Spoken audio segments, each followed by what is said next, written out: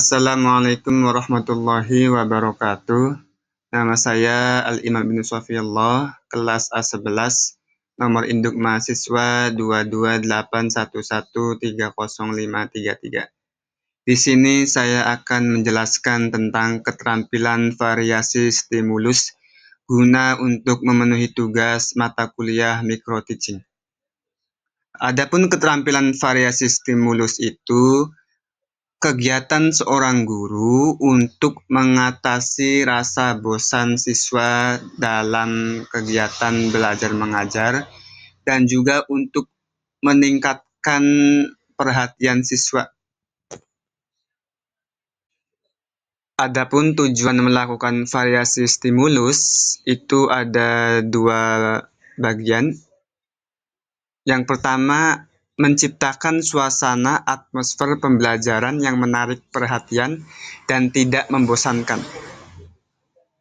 Jadi itu sudah menjadi kewajiban seorang guru untuk melakukan variasi pembelajaran. Bagaimana supaya dirinya itu dalam menyampaikan suatu materi tidak hanya menyampaikan, tapi juga harus menarik perhatian dan apa yang telah disampaikan itu tidak membosankan bagi seorang siswa. Terus yang kedua, meningkatkan antusias, ketekunan, dan partisipasi aktif siswa. Jadi dengan adanya variasi stimulus itu, bagaimana guru itu menciptakan antusias bagi siswa dan berpartisipasi aktif agar supaya siswa itu senang dengan bermacam-macam variasi dari seorang guru dalam menyampaikan materinya. Sedangkan prinsip dalam melakukan variasi stimulus itu ada beberapa macam. Yang pertama, harus relevan dengan tujuan dan kemampuan anak. Jadi seorang guru dalam melakukan variasi stimulus itu harus memperhatikan bagaimana tujuan dan kemampuan anak itu, apakah relevan atau tidak. Jadi kita harus bisa berkesinambungan dalam menyampaikan materi. Jadi dalam menyampaikan variasi pembelajaran itu harus melihat bagaimana pembelajaran ini apakah relevan dengan kemampuan anak itu sendiri. Selanjutnya, variasi lancar dan berkesinambungan. Nah, dengan adanya prinsip tersebut, maka variasi harus lancar dan berkesinambungan. Jadi tidak ada halangan ketika menjelaskan suatu pelajaran yang bervariasi. Jadi pelajaran yang disampaikan itu harus berkesinambungan. Jadi bervariasi juga berkesinambungan agar apa yang disampaikan itu mudah diterima bagi seorang siswa. Dan yang terakhir, terencana dan fleksibel.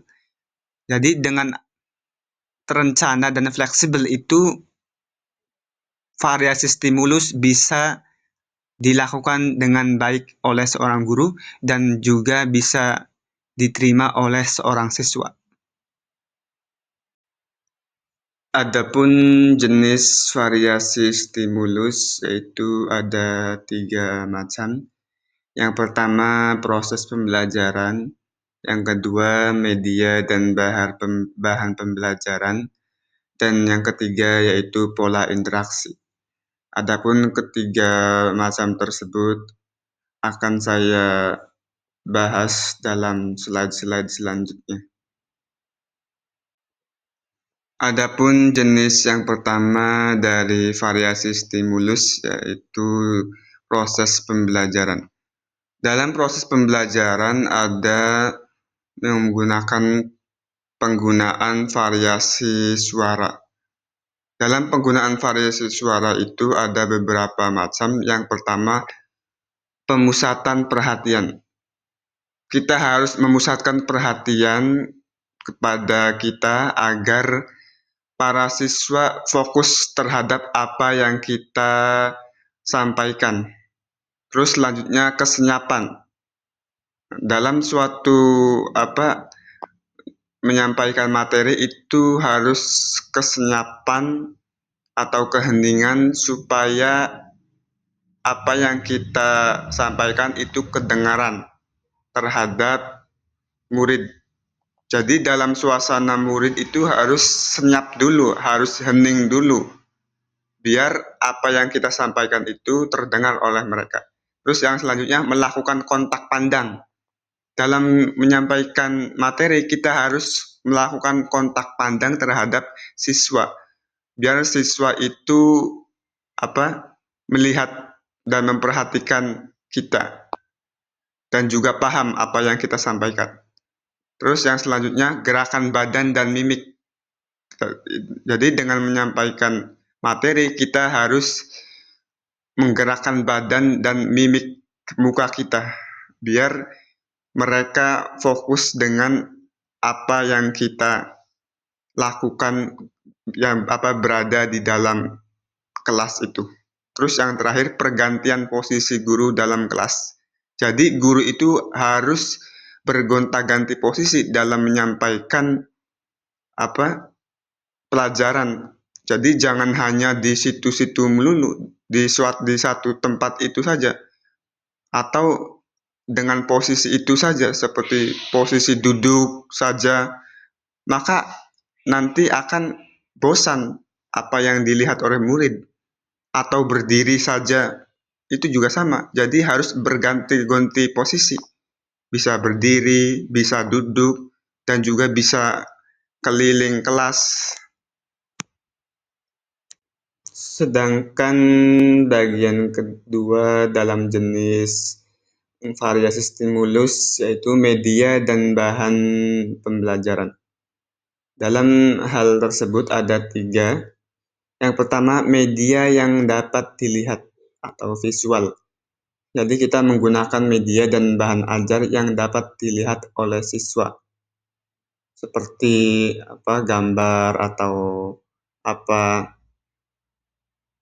Terus yang kedua, media yang dapat didengar atau auditif. Jadi kita menggunakan media yang dapat didengar agar siswa itu fokus dan mendengarkan dengan adanya kita menggunakan media dan bahan ajar seperti radio atau video bahan pembelajaran. Terus yang ketiga, media yang dapat diraba, dimanipulasi, dan digerakkan. Seperti media 3 dimensi, itu bisa diraba dan bisa digerakkan. Seperti menggunakan bola dunia atau kerangka manusia, itu juga bisa digunakan dalam media dan bahan pembelajaran. Supaya dengan adanya media dan bahan pembelajaran yang berbeda-beda ini bisa membuat siswa itu menikmati pelajaran karena media dan bahan pembelajaran yang kita sampaikan itu menarik. Dan yang terakhir dari jenis variasi stimulus yaitu pola interaksi. Dalam pola interaksi terdapat 2 bagian. Yang pertama, guru dengan siswa. Guru dengan siswa bisa berinteraksi dalam melakukan variasi stimulus supaya pembelajaran bisa hidup. Jadi guru dengan siswa bisa berinteraksi dalam pembelajaran berlangsung, seperti guru menanyakan kepada siswa bagaimana pelajaran yang disampaikan, apakah bisa dimengerti atau tidak.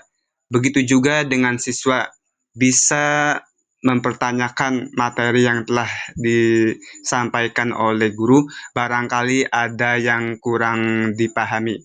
Terus yang kedua, siswa dengan siswa.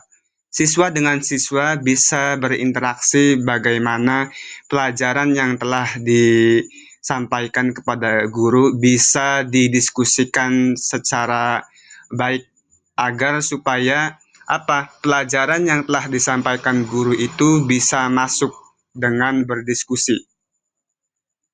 Mungkin itu saja yang bisa kami sampaikan. Kurang lebihnya mohon maaf apabila ada kekurangan. Wabillahi taufik wal hidayah. Wassalamualaikum warahmatullahi wabarakatuh.